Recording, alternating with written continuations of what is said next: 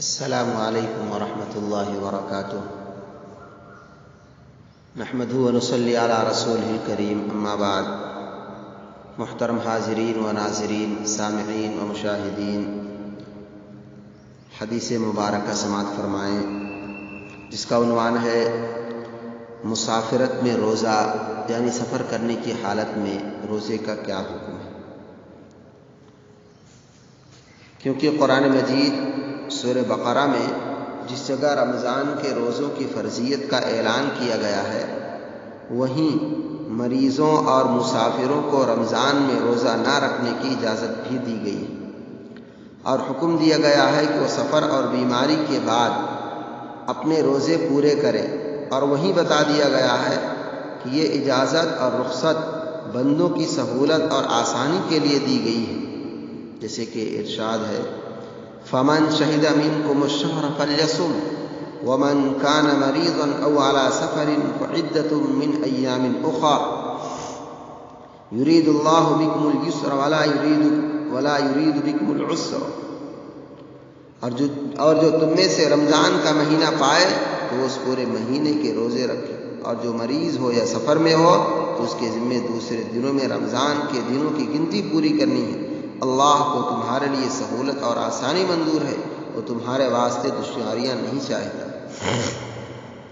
اس آیت سے خود معلوم ہو گیا کہ یہ رخصت بندوں کی سہولت اور آسانی کے لیے اور تنگی اور دشواری سے ان کو بچانے کے لیے دی گئی ہے۔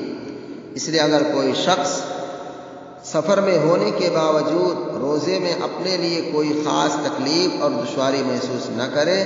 تو وہ روزہ رکھ سکتا ہے، اور چاہے تو رخصت پر عمل کر سکتا ہے۔ رسول اللہ صلی اللہ علیہ وسلم کا طرز عمل چونکہ امت کے لیے اسوہ اور نمونہ ہے، اس لیے آپ صلی اللہ علیہ وسلم نے کبھی سفر میں روزے رکھے اور کبھی قضا بھی کی، تاکہ امتی اپنے حالات کے مطابق جس طریقے پر چاہیں عمل کر سکیں۔ اس سلسلے کے آپ صلی اللہ علیہ وسلم کے ارشادات اور طرز عمل سے جو کچھ معلوم ہوتا ہے وہ یہ ہے کہ سفر میں روزہ رکھنے سے اگر دوسرے ضروری کاموں کا حرج اور نقصان ہوتا ہو تو روزہ قضا کرنا بہتر ہے، اور اگر ایسی بات نہ ہو تو پھر روزہ رکھنا بہتر ہے۔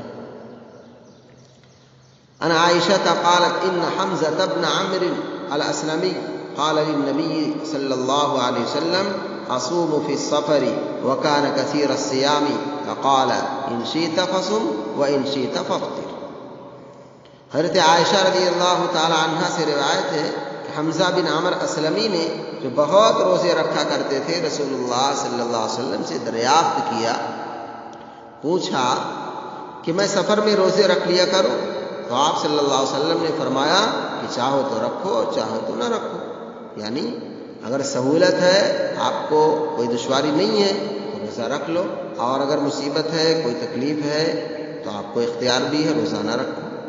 حضرت عبداللہ بن عباس رضی اللہ عنہ سے روایت ہے کہ رسول اللہ صلی اللہ علیہ وسلم مدینے سے مکہ کی طرف روانہ ہوئے تو راستے میں آپ صلی اللہ علیہ وسلم برابر روزے رکھتے رہے، یہاں تک کہ آپ مقام عثمان تک پہنچ گئے۔ وہاں سے آپ صلی اللہ علیہ وسلم نے روزے رکھنے چھوڑ دیے، اور سب پر یہ بات واضح کر دینے کے لیے آپ صلی اللہ علیہ وسلم نے پانی منگوایا۔ پھر آپ صلی اللہ علیہ وسلم نے اس پانی کو ہاتھ میں لے کر اوپر اٹھایا تاکہ سب لوگ دیکھ لیں۔ اس کے بعد آپ صلی اللہ علیہ وسلم نے اس کو پیا۔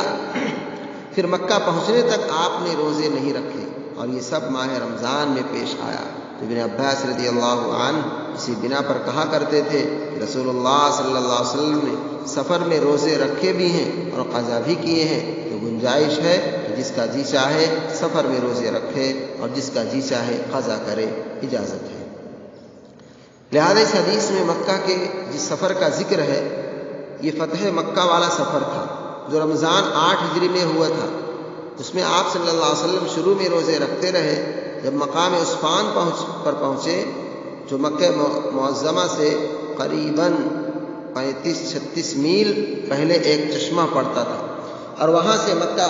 صرف 2 منزل رہ گیا، اور اس کا امکان پیدا ہو گیا کہ قریبی وقت میں کوئی مزاحمت یا معرکہ پیش آ جائے تو آپ صلی اللہ علیہ وسلم نے مناسب سمجھا کہ روزے نہ رکھے جائیں، اس لیے آپ صلی اللہ علیہ وسلم نے روزہ قضا کر دیا اور سب کو دکھا کے پانی پیا تاکہ کسی کے لیے روزہ قضا کرنا گرا نہ ہو۔ رسول اللہ صلی اللہ علیہ وسلم کے اس طرز عمل سے معلوم ہوا کہ جب تک روزہ قضا کرنے میں کوئی ایسی مصلحت نہ ہو تو روزہ رکھنا افضل ہے۔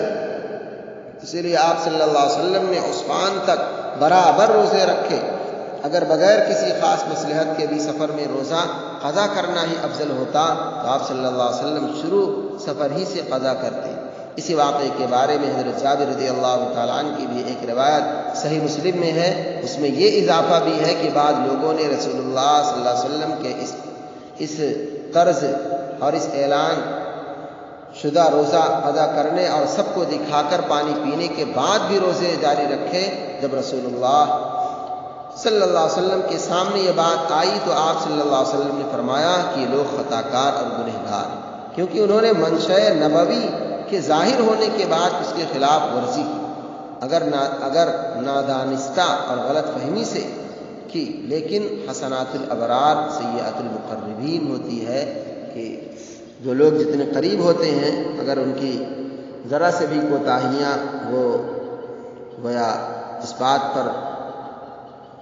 آمادہ کرتی ہیں، یہ بات بتاتی ہیں کہ گویا مقربین کو ہر اعتبار سے احتیاط برتنی چاہیے، کیونکہ قریب کا آدمی جب کوئی ناگواری کا کام کرتا ہے اس سے زیادہ تکلیف ہوتی ہے. اللہ تبارک و تعالی ہم سبوں کو ان تمام باتوں کو صحیح طور پر سمجھنے اور اس پر عمل کرنے اور اللہ اور اس کے رسول کے منشا کے مطابق چلنے اور لوگوں کو اسی کی ہدایت کرنے کی توفیق نصیب فرمائے. وآخر دعوانا الحمد للہ رب العالمین. السلام علیکم ورحمۃ اللہ.